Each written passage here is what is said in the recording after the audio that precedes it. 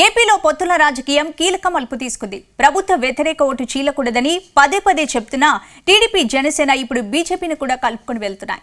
అయితే ఇక్కడే అసలు సమస్య మొదలవుతోంది. కూటమికి కొత్త చిక్కులు వచ్చి పడుతున్నాయి. ఇంతకీ ఆ చిక్కులేంటి? వాటిని అధిగమించి విపక్ష కూటమి అధికారంలోకి వస్తుందా, లేక అధికార పార్టీకే మళ్ళీ అధికారాన్ని అప్పగిస్తుందా? Watch the story.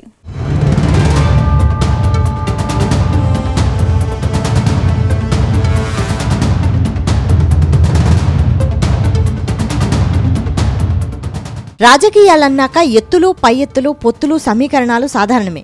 కానీ అన్ని లెక్కలు చూసుకున్నాకే పార్టీలు ముందడుగు వేస్తుంటాయి.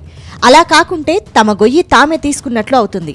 ఇదంతా పక్కన పెడితే ఏపీలో పొత్తుల రాజకీయం రసకందాయంగా మారింది.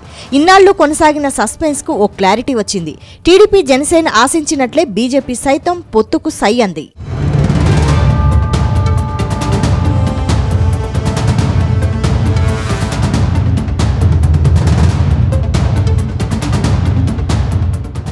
అయితే ఇక్కడే అసలు కథ మొదలవుతోంది.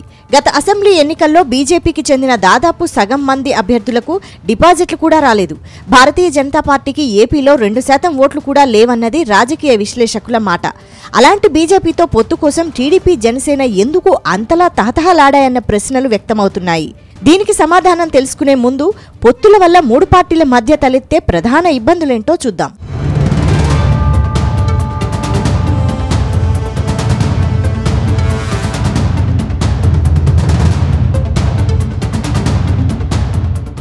ఇప్పటికే టీడీపీ జనసేన కేడర్ మధ్య పొత్తుల విషయంలో రచ్చ జరుగుతోంది.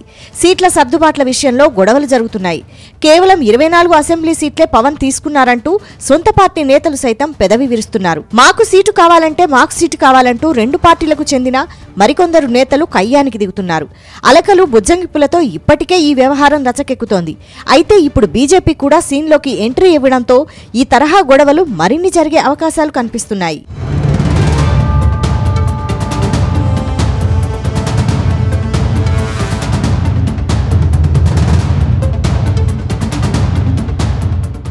మరోవైపు సిద్ధాంతపరంగా మూడు పార్టీల మధ్య భేదాలున్నాయి.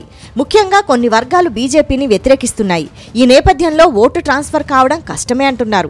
బీజేపీతో పొత్తును టీడీపీలోని కొందరు సీనియర్లు సైతం వ్యతిరేకిస్తూ వస్తున్నారు. అయినా సరే టీడీపీ అధినేత చంద్రబాబు బీజేపీతో పొత్తుకే మొగ్గు చూపారు.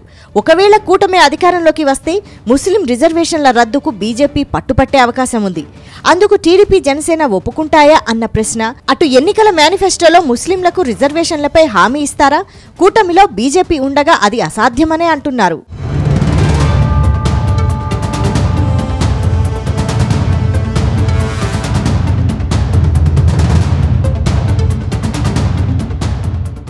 రెండు 2014లో టీడీపీ బీజేపీ పొత్తు పెట్టుకుని ఎన్నికలకు వెళ్లాయి.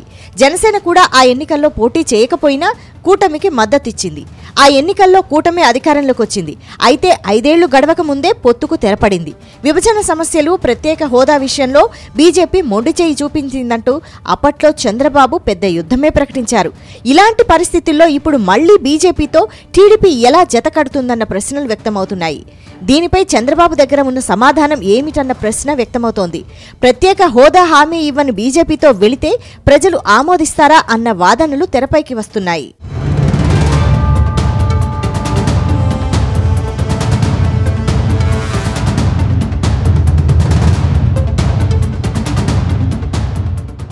మరోవైపు అంతగా బలం లేని బీజేపీ జనసేన టీడీపీ ఓట్లతోనే గెలవాలి. ఇదంతా మూడు పార్టీలకు చెందిన కింది స్థాయి కార్యకర్తలు పరస్పరం సహకరించుకుంటేనే జరుగుతుంది. అయితే ప్రస్తుతం అసంతృప్తులను చల్లార్చి అందరినీ ఒకతాటిపైకి తేవడం అంత సులువు కాదు. దాంతో అనుకున్నంత ఈజీగా ఓట్లు ట్రాన్స్ఫర్ జరగడం కష్టమేనన్న అభిప్రాయాలు వ్యక్తమవుతున్నాయి.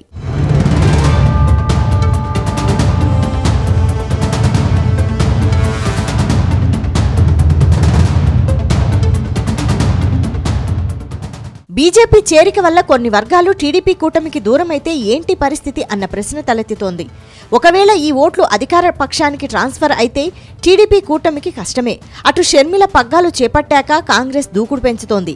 కాంగ్రెస్తో పాటు కమ్యూనిస్టులు కొన్ని నియోజకవర్గాల్లో ప్రభుత్వ వ్యతిరేక ఓట్లు చీల్చే అవకాశం ఉంటుందంటున్నారు. అప్పుడు కూడా టీడీపీ కూటమికి నష్టం తప్పదు. ఇవన్నీ చంద్రబాబుకు బాగా తెలుసు.